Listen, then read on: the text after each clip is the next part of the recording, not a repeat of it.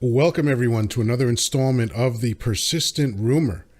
My name is Chocolate Yoddah, spelled Yoddah, because film studios are litigious. And with me, as always, my heterosexual life mate, Chancleta. Yo, check out the merch. You heard me? Yeah, that's a special edition. That's right. Nobody got short this. sleeves. Nobody gets that in short sleeves, man. That's right. That's right. And I have my merch rocking, baby. The Persistent Rumor. I'm gonna go to Seaside tomorrow. Y'all can catch me at Seaside, New Jersey. We're gonna be on the boardwalk. You heard me? I'm gonna be crazy tomorrow. So did you ever think you'd live to hear me say I haven't brushed my beard? Yeah, no, I never thought I would hear somebody say that. You know, it's like kind of like what we talked about in the past. It's like, you know, there's a fine line between grooming and preening. Yeah, but you do it well, sir. I don't know where that line is, to be honest. So I could be preening. I have no idea. It's fine. I don't think you're a preener. You know, like, yeah, I don't know. We'll have to take a poll. I'll tell you what's on my mind. Do tell.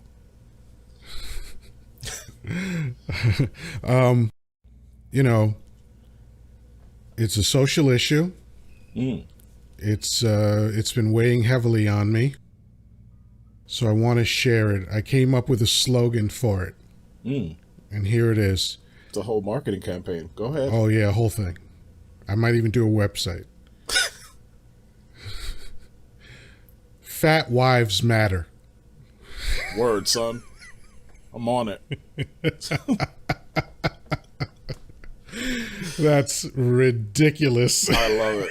Yeah. Fat wives matter. I'm all about it. Yeah. Tell me your the ills of society. Oh man, you know, I mean, fat people in general are just upon right in it's society, so and weird. It's you know, like, the fact is there's way more heavy people than there are thin people. It is true. I mean, you know, it's you know, my father used to do this joke. I was always a big guy, like always a big kid, like, and I was like, you know, like going into freshman year of high school, just to give you an idea, like I was already like 6'1", 250 pounds. You know what I'm saying? Yikes. So, like, you know, I'm like 14. This is, you know, that's crazy, you know? So, you know, you start looking at that and, you know, it's like I've always been sort You of a said big freshman kid. year of high school? Yeah, freshman year. So, Okay. Wouldn't that make you 16? no. Or did your special high school in the Bronx last for like 8 years? I don't know how it works. I was about 14 years. Whenever the 14 was. How about that? You're I don't know if up I the was whole 14. story, but go ahead. I'd wager that you are, sir. You were somewhere between 14 and 16. Continue, please.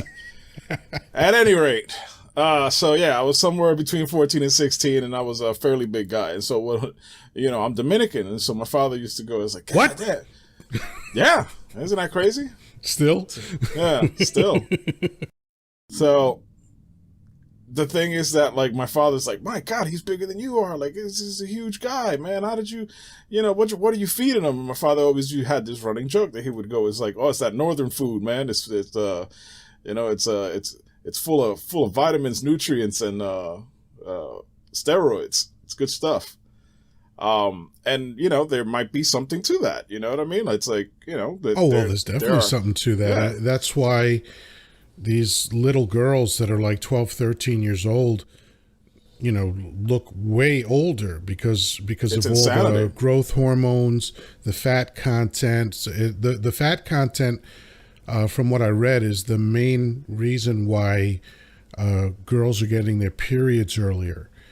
Because apparently there's a mechanism in a girl's body that gauges fat content as a function of age.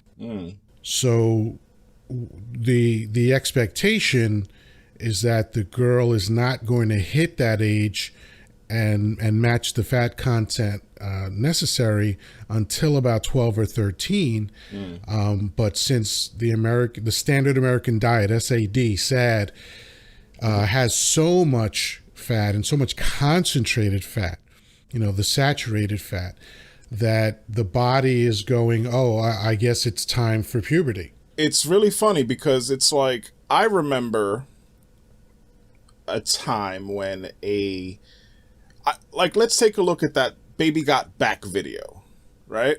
Yeah, Sir Mix-a-Lot. Now, not one ass in it that would be considered fat now. Yeah, right. Exactly my point. And that's the thing. It's like you would look at all these girls, and at that time it was like, oh, look at that booty and everything. And it's like not one of those girls will make the cut in today's standards, right? Like when you talk about a chick with a dumper on her, it's like, oh, it's like Kim Kardashian. Well, today's standards aren't even real standards. No, because most of what we're looking at is surgery.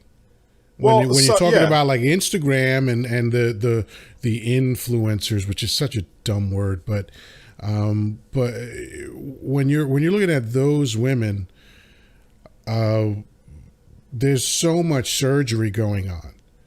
You know, I forget whether it was J. Cole or one of the rappers was sort of talking about that, how there's these, we are being conditioned to find beautiful these body types that don't exist in nature. Right. So when you see a regular woman, it's like, oh, big deal. You don't look like these chicks that I'm looking at on Instagram. Mm-hmm. And that's really, that's really what it is. And it's like, for me, I've always looked at, I've always liked bigger girls. Like, like there's been girls that I've seen that are, they're pretty, they're thin and, like the model type of girl, right? Like the very thin, long girl or whatever with the thigh gap. I don't know why that's a fucking thing. Yeah. Right? Model types don't do it for me. And they never have for me either. Like I can look at them and go, oh yeah, she's a very pretty girl, but it's just not my type. Like I like a bigger girl. I always have. Yeah, I can't say that models never did it for me, because I was raised from the age of 9. I was raised in an all white environment, essentially all white, and so my standards got skewed for a while. It was when I went back into a mixed environment that I started to notice different body types. And then I started to gravitate to the more curvy body type. And now I just love big women. Fat lives matter. No, not fat lives. No. Sorry. What did I say before? Fat wives matter. Fat wives matter. Yeah, no, I hear you. But here's the thing though. Like, it's like, people go, oh my God, I remember when J-Lo was the biggest sensation around and everything. And, it was like, but to who? Who was she the biggest sensation to Hollywood? But I'm from the Bronx. Not to Hollywood, to white people. Okay, so fine, to white people. Because why? Because just to put it into context, right? You grew up in the Bronx. Right. Born and raised, right? Mm-hmm. So, were you born in the Bronx too? Yep, born in the Bronx. Yeah. So, I know you moved around a little bit, but f*** you. Anyway. Reasonable.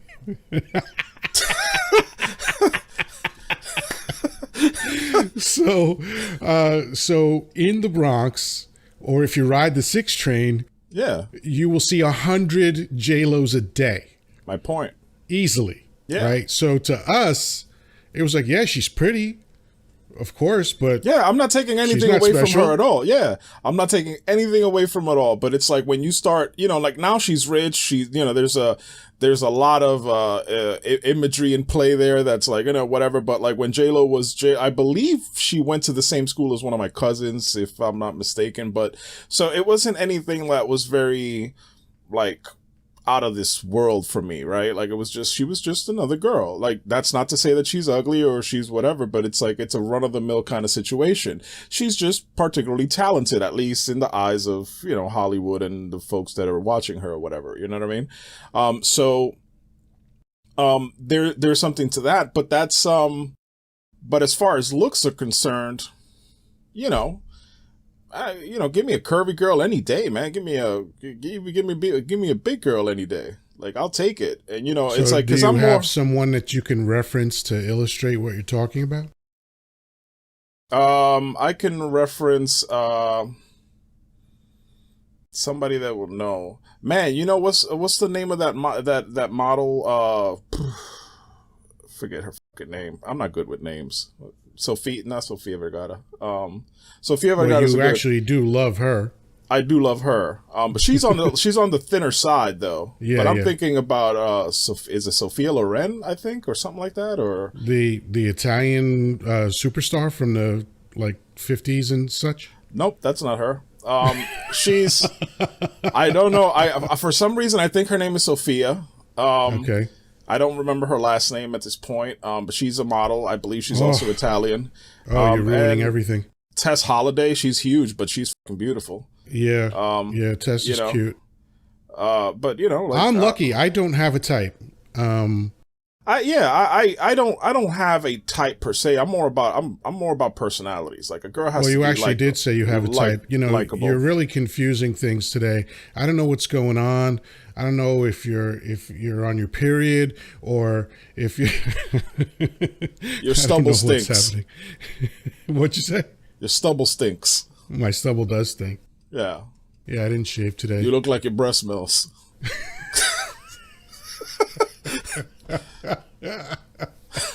You know what a really funny like insult is? This is more along the lines of like a Patrice O'Neill thing. You look like your mother's breath stinks.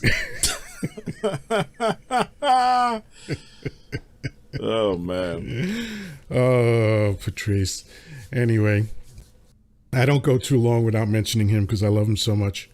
Yeah. By the way, I hope this is recording because you're frozen again on my side. So that's beautiful. I know from past experience that doesn't necessarily mean that you're frozen on your side. So we'll just keep going. I'm just looking at the camera here, so I'm not even looking at that. And if we'll do you see yourself moving? Nope. Okay, well, that's fine. We'll just wing it. This might be an audio only podcast. Yeah, we'll see what's what. Get a snippet out of it. We'll be all right. So that's what was on my mind. But I definitely don't have a type for sure. I like to joke that if you look at my dating history and stand them up in size order next to each other, it looks like the evolutionary scale. Yeah, it's funny because for me, it's like, when you just compare the last two, well, the only two wives I've had, when you compare, I'm listening. Yeah, when you compare the only two wives I've had, the difference, I mean, in everything, but the difference in looks, in style, everything, it's just night and day. You know what I mean? They both have something in common, though. That they both think you're an ass. Hi-oh! That is true. That is true. Although I'm slowly winning back the other one, so that's good stuff. Why get married? Just find a woman you hate and give her a house. Hi-oh! Indeed, sir. Salud.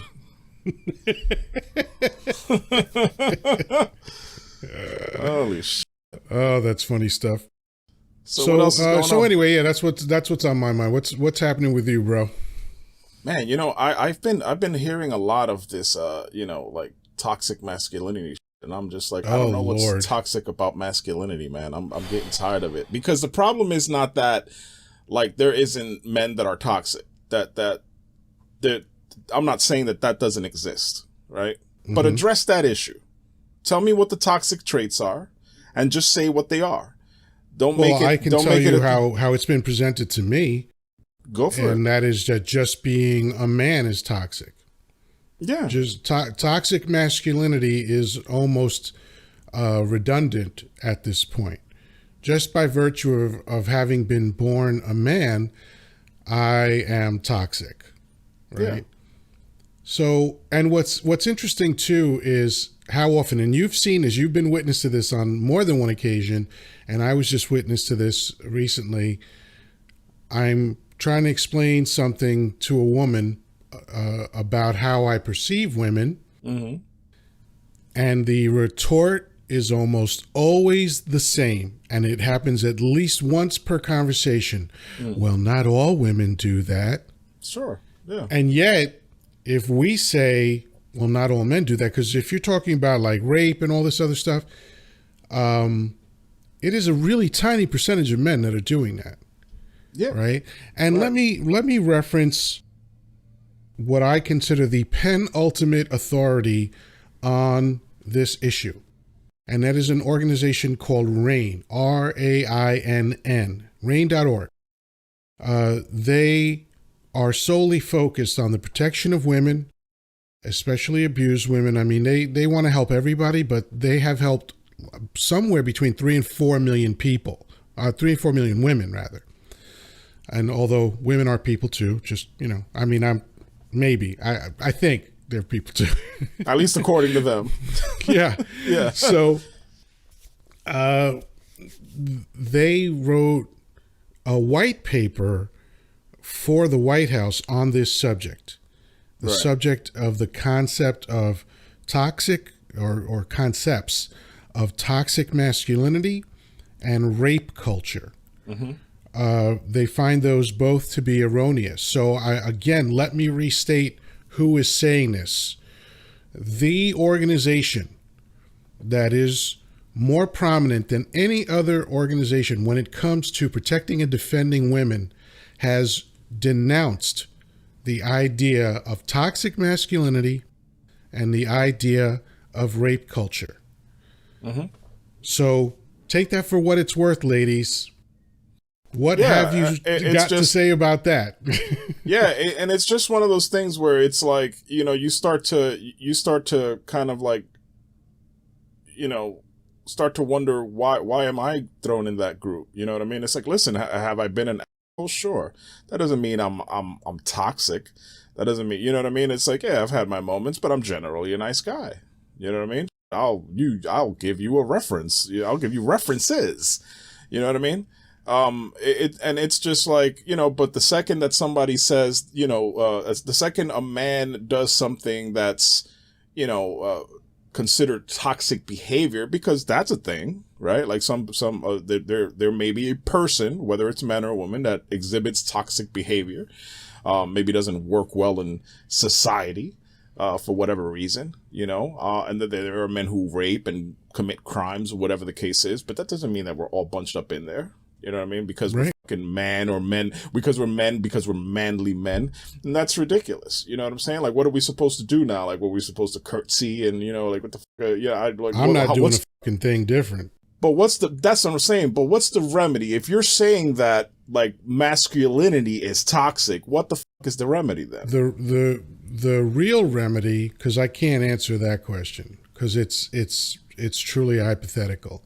Or maybe it's even rhetorical, because the real remedy is that people have to really define their issue.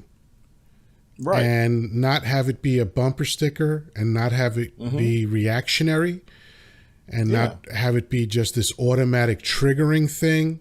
You know, like, it's getting to the point where if a man holds a door open for a woman, that's some kind of negative aggression in the eyes of some women.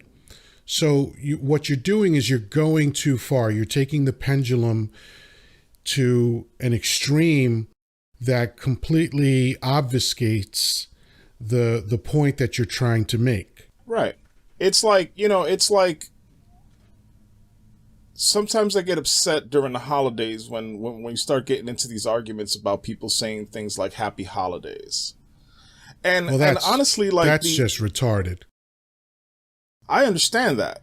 I understand it's completely retarded. My point is just that we're getting into arguments about this because people think it's like, oh, well, you're trying to denounce Christmas. It's like, no, I'm trying to be inclusive. I don't know who the fuck you are.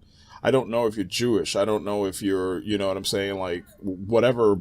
I don't know if you're an atheist. I don't know what you are, but whatever you celebrate. According to the right wing, according to these psycho, I don't want to call them Republicans, because they're not Republicans. They're a category unto themselves, but they're in the right wing in general. Inclusivity is a problem. They see that as a problem, right? And let me tell you a quick story about the phrase "Happy Holidays." In 1941, a film came out. I believe it was called Holiday Inn. And I think it was Bing Crosby who sang the song Happy Holiday. singular. And then the following year or so, it was recorded again. And eventually the title turned to Happy Holidays. And eventually, starting in the 60s, it's been played every year. And it's the Andy Williams version. Happy Holidays. Happy Holidays. The word Christmas is not mentioned once. And you know what happened in 1941 when this very inclusive phrase was introduced into America? Nothing. Because people understood what it was about. You know, and IQs are steadily declining, so I have a feeling it's because people were smarter.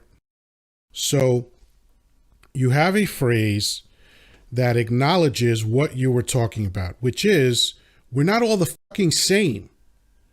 Okay? We don't all belong to the same religion. We don't all belong to the same culture.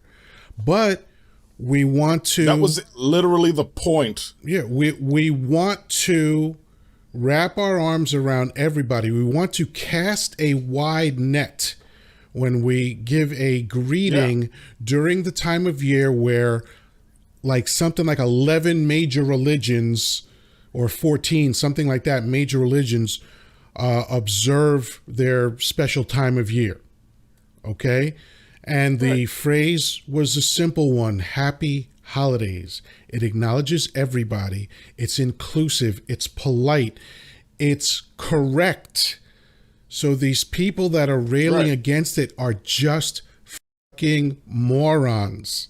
And this is the kind of thing that I think people are just kind of fed up about. Like you have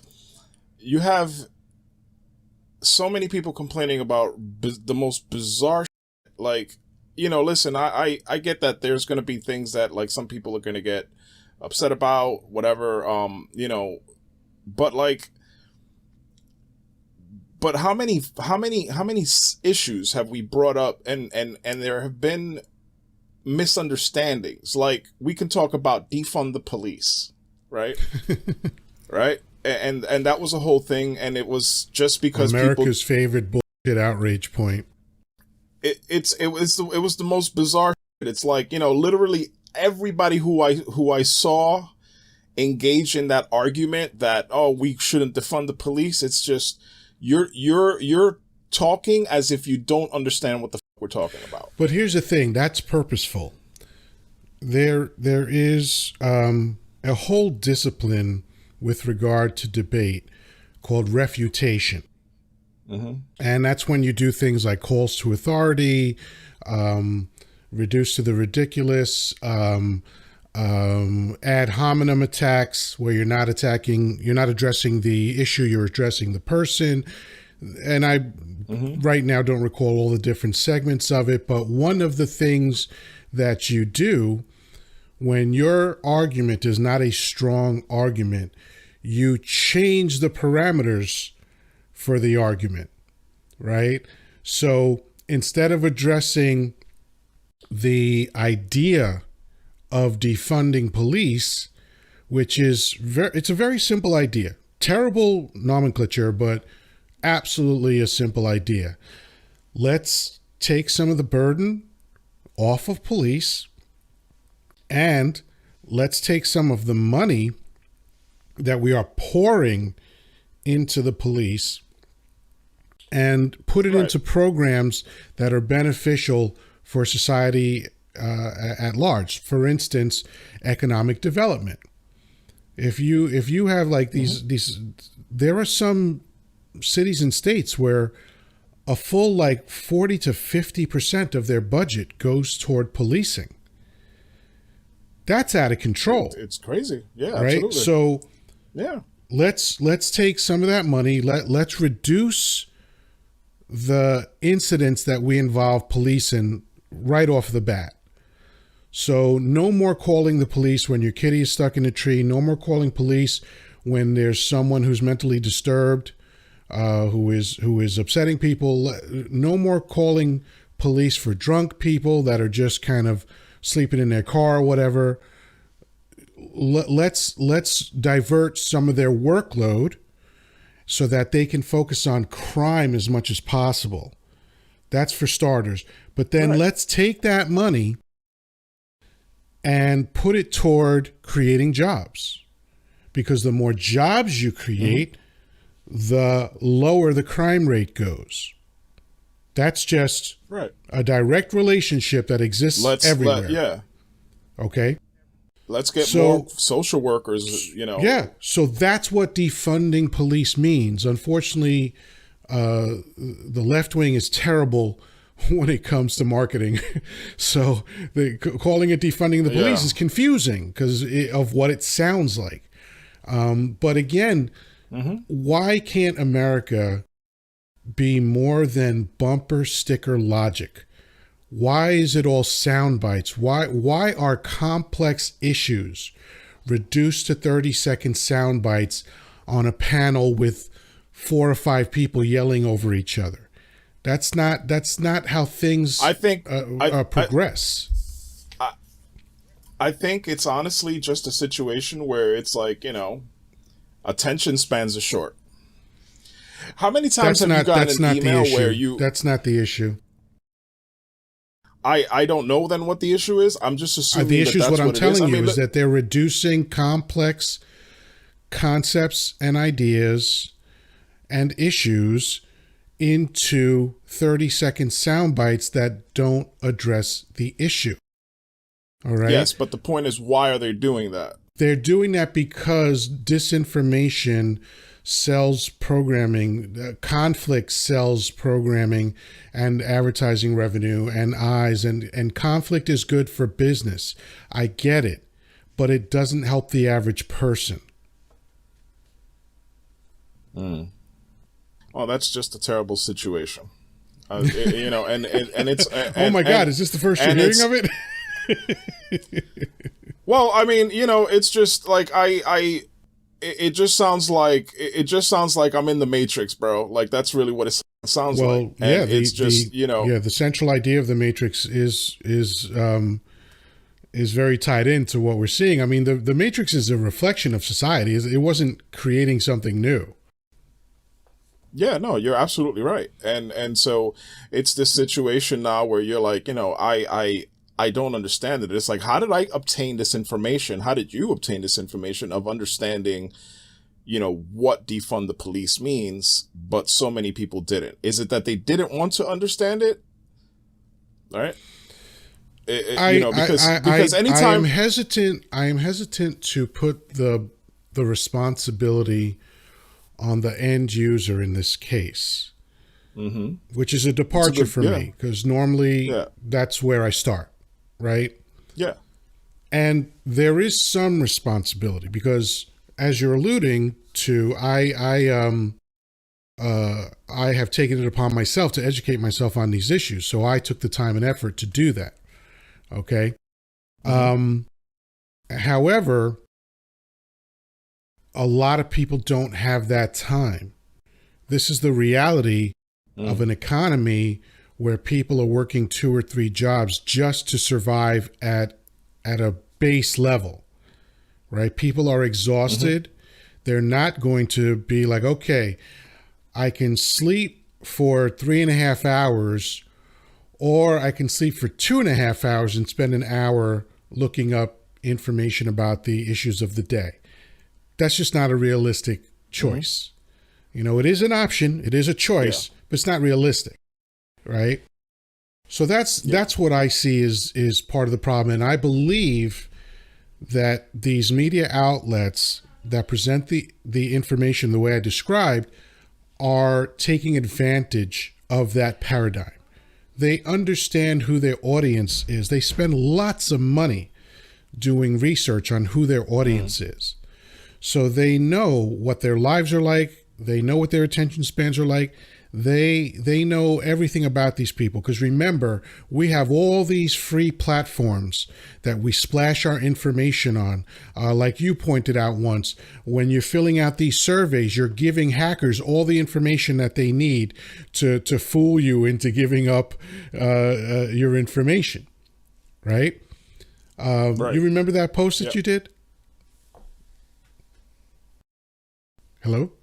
I don't remember that post. Okay. Yeah. No, you hear me. So you said stop filling out these surveys because you're giving hackers all the information that they need to mess with you. So here's my point. Yeah, but I mean, when you're given yeah, all this free stuff, when you're given Facebook and you're given Instagram and you're given LinkedIn and you're giving all these things for free, these massive platforms that connect the entire world, because I mean, almost everybody on the planet, something like half the planet, is on some kind of social media, right? So when you get that stuff for free, the product is you, right?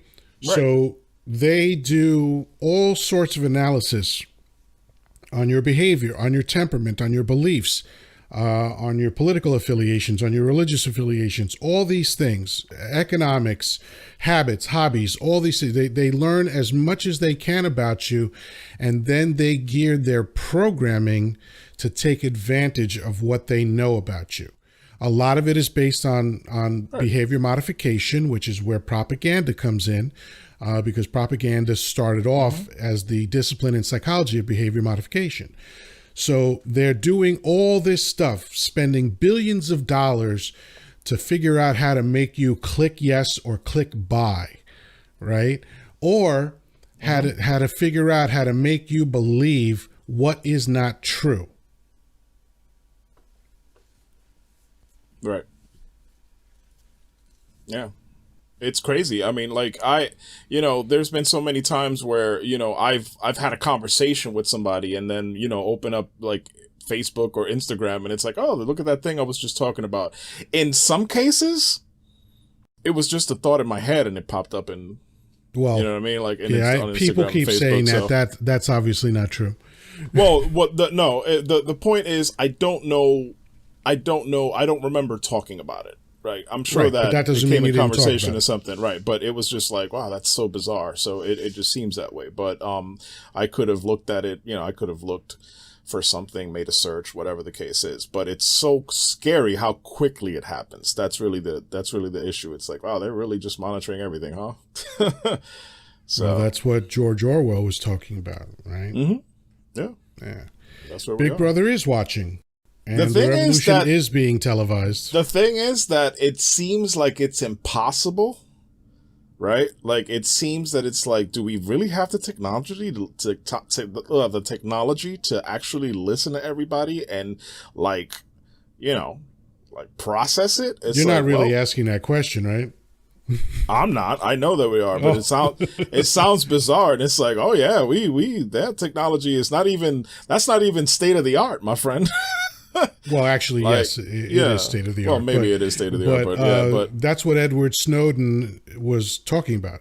Yeah. And let's remember that either last year or the year before, there was a court ruling that proved that everything Edward Snowden said was true. Yeah, absolutely. And here he is, still basically a fugitive. Right, Well, he's a fugitive because the Obama administration lied about the protecting whistleblowers. This is one of the areas where I have a severe disagreement with President Obama. He made a point to say whistleblowers are going to be protected, and then he went completely against that. Right. And and whatever the excuse is, I don't buy it. It's like, if you want to say it's like, yeah, but if you want to make a case about, well, yes, but he, it was against national security or whatever the case, it's like whistleblowing is whistleblowing, though. That's the whole point. Like, if you're going to, there's a Latin phrase, and again, I'll find it and put it up, that means who watches the watchers, right? So Snowden references this very often because there are either 16 or 17 different intelligence agencies in America. People know the FBI, the CIA, and the NSA, but there are 13 or 14 more. Okay? and each branch of the government, of the military, has their own. And on top of that, there's the military contractors and consultants that gather information. A lot of what satellites are used for is figuring out what's going on around the world, figuring out where the hotspots are. In fact, you can go to the CIA website and they have a listing of like, hey, what's going on around the world? Where are the hotspots? If you're traveling, always go to the CIA website first. It actually saved me in 2001 from going to Fiji because I when I got married a second time, hello, Janine. We wanted to go to Fiji because it sounded exotic. I didn't know exactly where it was or whatever, but it sounded exotic, a vacation in Fiji. I still don't know where it is, but it was her mother who looked up information and found out that there was a military uprising happening that we obviously wanted to avoid. So, but that information is on the CIA website. So when it comes to surveillance, that is one of the biggest industries in the world. And what I'm referencing right now is only the United States. Every country has this same capability. Yeah. Every developed country. Right. Yeah. Yeah. And it's fucking crazy. It's like, you know what I mean? It's like we're living in a giant fucking watchtower, bro.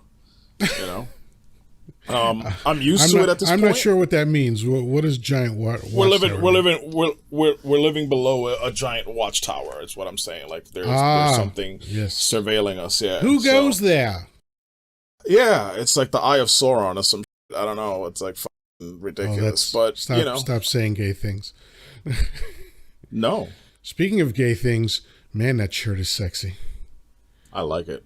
Now I'm not only saying that because I designed the logo, but I am mostly saying it for that reason. Yes, but the other reason is that you're a sexy man.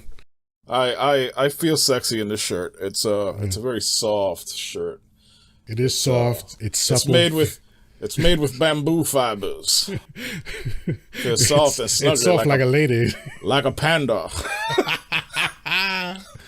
Hey, pandas are rapists? I did not know that. And considering you want to talk about toxic masculinity, man. Yeah, pandas are rapists. I think koala bears are too. Yeah. And 100% of the koalas sampled, and I think there were hundreds of thousands of them sampled, had chlamydia. Ew. All right. Koala's a fucking bro. Oh. There you go. Chlamydia, huh? Yeah. That is crazy. Who's giving So it begs the question, did we get chlamydia from koalas or did koalas get chlamydia from us? Either way, it involves humans koalas. Yeah. And I will say that it's either way it's pretty fucking bad. But I wouldn't be surprised if humans, I've heard of humans monkeys, and there's all sorts of bestiality, and it's just kind of crazy. It's like, who the fuck? I remember one time watching a fucking porno where out of nowhere this chick just let a horse like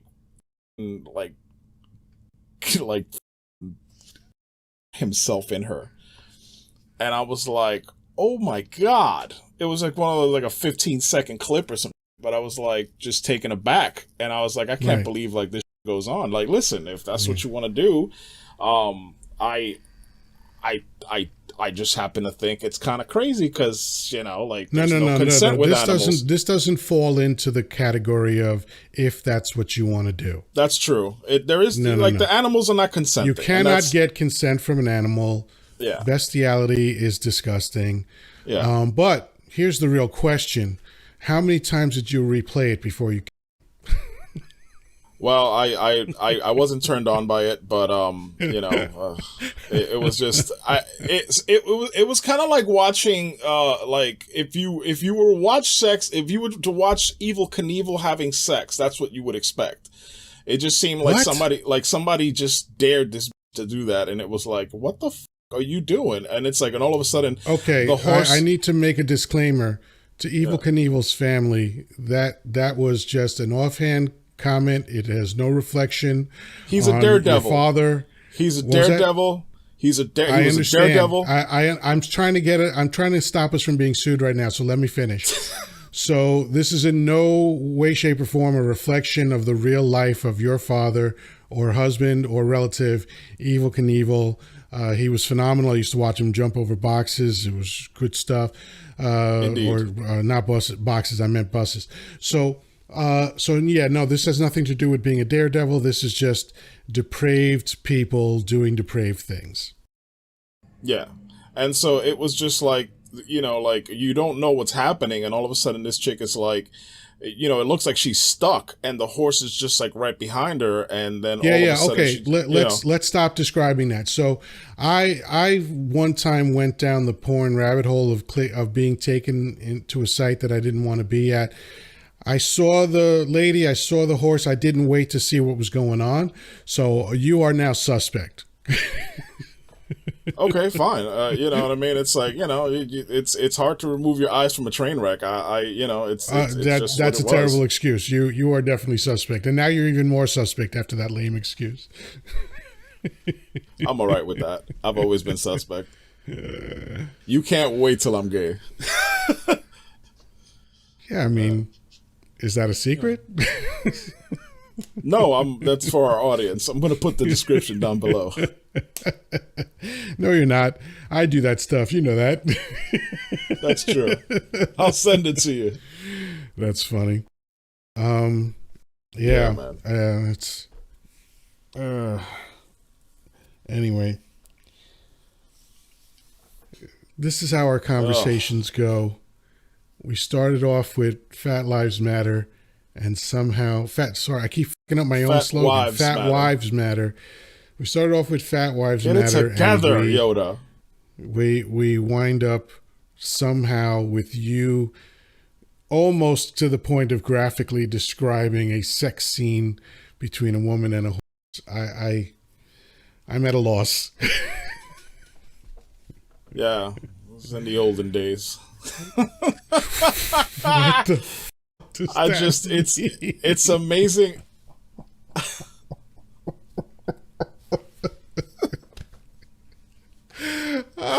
It was so that occurred when I was new to the internet, when, you know, like, it was the most fascinating fucking thing I've ever seen. So you know, you start exploring and you start trying to download porn and like that. What year was this, by the way? 98, 99, something like that. Yeah, that's when I started, 98. Yeah. So, yeah. And then, you know, you start learning how to download and getting, you know, like downloading stuff from, there was so many times where you would download something and the thing that you downloaded isn't the thing that the description said. So you were just trying to, you know, try to troubleshoot. So there were a lot of things that I got that were kind of like, you know. Troubleshoot. Yeah, well, you know. Oh, you're on all 12 cylinders this evening. I'm barely on one, bro. I'm barely on one right now. It's this gas shortage has me a little bit weird. And that's another gas shortage that you're not experiencing? No, I'm not experiencing. I don't drive anymore. But I needed a fucking out, bro. What do you want me to tell you? I'm just gonna fucking sit here and just like admit fucking stupidity. You know, just, you know, it's what that's a fair point. Yeah. Deny. Deny. Everybody else does it. It's all the rave. It's all the rave. Yeah. I don't recall. Yeah. Yeah, man. Remember when Clinton was on trial? And at one point, because people forget he was a lawyer. Yeah. Right? And at one point he's being interrogated, or I guess cross-examined by the prosecutor. And the answer to his question was, it depends on what it is, or what is something like that. It was like, it depends on what is. Yeah. I was like, oh, they don't call him Slick Willie for nothing, man. That was fucking deep. Yeah, I hear you. when you're breaking down a sentence to be like, how are we defining the word is right now? Yeah. I remember that vaguely, but I mean, I was a head 20-something-year-old around that time. Yeah. So I wasn't really, that was ridiculous. I remember voting for him. As a matter of fact, he was the first president that I voted for. And, well, let me put that more precisely. His election was the first time I voted. So when I went into the voting booth, I saw president, vice president, and a couple other positions. What I didn't see was husband and father. I was not voting for a husband and father. Yeah. I understand that his wife and daughter might have had issues with what he did. I never gave a f. Almost every president has mistresses. I think that's right. You're the most powerful man in the world. I think it's absolutely right that you have as many fucking mistresses as you want. What the fuck else is the point? Why was Kennedy flying Marilyn Monroe around in Air Force One? Right. Okay, because he could. Yeah. FDR, that crippled motherfucker, he had a mistress. That motherfucker getting whopped during polio, son. What are you? You're the most powerful man in the world. It's amazing that Obama never had a scandal. Yeah. And by the way, I'll feel the same way when a woman becomes president. Have all the cock you want. Yeah. You're the most powerful woman in the world. Fuck as many dudes as you want. And your husband will just either have to deal with it or get the fuck out of there. Yeah. If you, and by the way, if you do run for president and you're a woman and you need, like a big man, burly type, somebody that'll fucking take care of your meat cookie, you know what I mean? I'll call a brother, you know what I'm saying? I'll be in there. The White House, just, order the pizza with the anchovies. I'll show up. That's an old 80s reference, you know what I mean? I'll be there with a fucking mustache and a fucking sombrero. Like, so you want a pizza? Do you know who the star of that film became?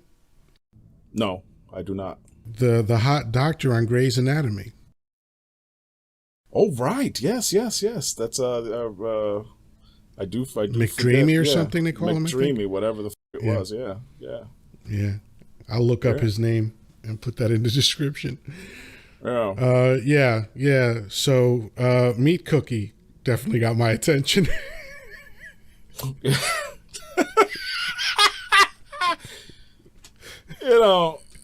It's.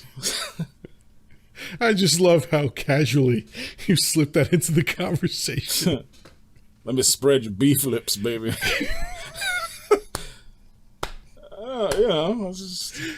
I like euphemisms. I don't know why. It's just the way I roll. They're funny. Yeah. They can be funny. Well, okay, so speaking of euphemisms, holy f***, you're right. I really do need to get it together. I can't talk tonight. Holy shit. take Anyway, a pause and so what is your favorite euphemism for masturbation? Because there's so many, right? There's flogging the dolphin, polishing the pole, jerking the gherkin, choking the chicken. Yeah. I don't know. I think I just kind of come up. In the time that I've been using euphemisms for that, I've switched up so many times. Sometimes I like combine two. You know what I mean? Like I'll do something like, flogging, like the fucking hamster or something like that, whatever. Like, yeah, that's not a saying. I understand that, but there is no euphemism for masturbation that involves a hamster. Come on, man. You're reaching. You're stretching. You're better than this. Yeah, I'm just saying, like, I've never really stuck with one. I don't know if I have a favorite. I just love them all. I have a favorite. Which is your favorite? And by the way, it is above and beyond, far above and beyond any other euphemism for masturbation. I can't wait. Shaking hands with the unemployed. Yeah, that's great. I love that one. Yeah. God, I read that. I don't even like decades ago. It had to be 3 decades ago at least, and it just it's stuck with me. Yeah. That's an oldie but a goodie, man. I remember that was the first one I heard you say, and I was pretty beside myself on that one. Oh, okay, cool. Yeah. So I remember human sexuality class in college, and you know, as the saying goes, college was the best 15 minutes of my life. She had us list out euphemisms for penis and vagina. Mm-hmm. And it was really funny because even though it was a community college, because it was New York, we had people from all over the country. Sure. And one of them, like some Southerner, came up with whisker biscuit for vagina. Mm-hmm. That was a good one. Bearded clam. Mm-hmm. That was a good one. Oh man. And they were, I think there were way more euphemisms for vagina than there were for penis. I think. Yeah. I think it was very disproportionate. Yeah. The one that I think I laughed the most of was when somebody was describing a woman's like camel toe, and but it was a particularly big, like, vagina, right? Like, you can see that it's like, this thing is massive. And it looks like it has, like, these very sloppy, dog-ear kind of lips to them. You know? And so... You had me at sloppy. Go ahead. Yeah, no, this is turning me on, so just bear with me. So, then my friend goes, it's like, oh, that's not a camel toe, that's a wizard sleeve. And... And and prior to that day, I've never heard that, and I knew it. I think that might be the first time I've heard that reference. Oh, that's fucking hilarious. And I knew exactly what the fuck you meant. Like that's what was great about Wizard it. sleeve. That's my god, I love it. It was my favorite. I have a favorite euphemism for performing oral sex on a woman, or as the Latins would say, cunnilingus. And that is yodeling in the gully.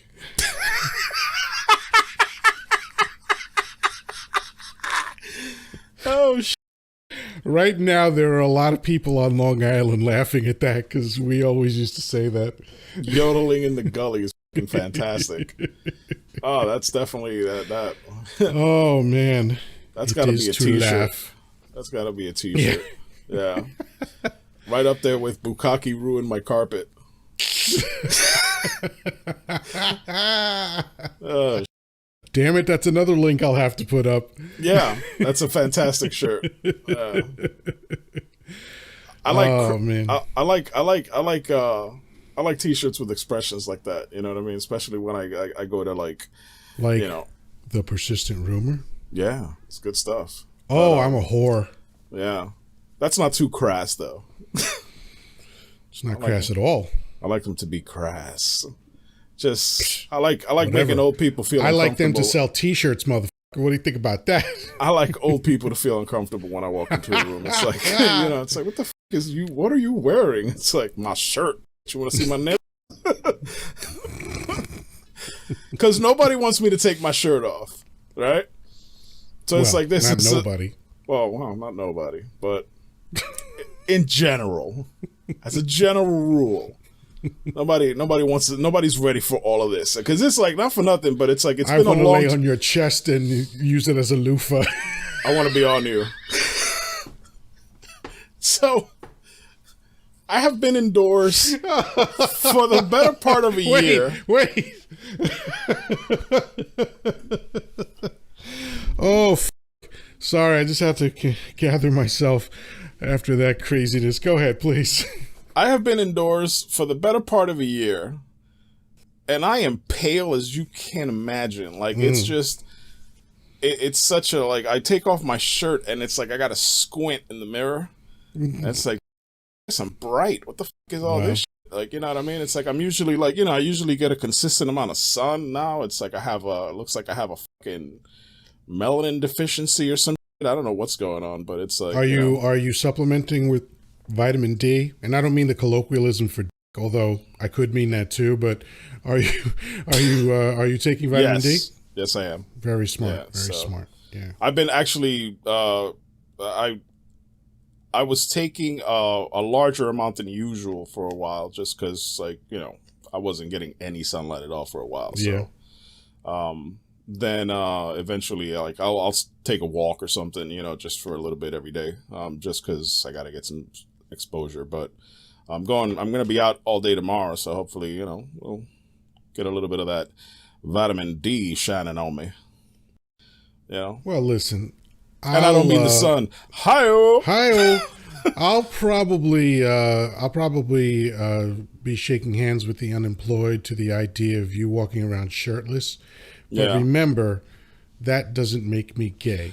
I'm only gay if I enjoy it. That's true. I'd like to add something to that, though. I need you to keep in mind that I have permafrost nipples, meaning they are constantly hard. My nipples are never not hard. So I just want you to think about that. All right. You know how you see, like, when your nipples are hard and and they have those little bumps that's like Braille for here. So yeah. So when that, my nipples are constantly like that. I live for that. There you go. So that's where I'm at. Well, I'll tell you. Sometimes you get a podcast that's informative and helpful and socially relevant. Sometimes you get what we did tonight. Yep. Sometimes you don't. Well, f*** you. You decided to watch us. That's it. Nobody made you do it. Oh, good stuff. Well, once again, this has find us on Patreon. This has been The Persistent Rumor. You can find us at facebook.com/The Persistent Rumor. You can find us at online, www.The Persistent Rumor, Patreon at The Persistent Rumor, YouTube at The Persistent Rumor, like everything The Persistent Rumor. Look us up, find us, like, subscribe, share, support our Patreon channel so that we can continue to give you this excellent and ridiculous content. Enjoy the Whisker Biscuit tonight, guys. Make your ladies happy. Oh, man. 60% of the time, it works every time. Oh, good stuff. All right, everybody. Peace, love, and granola. Good night. We'll talk to you soon.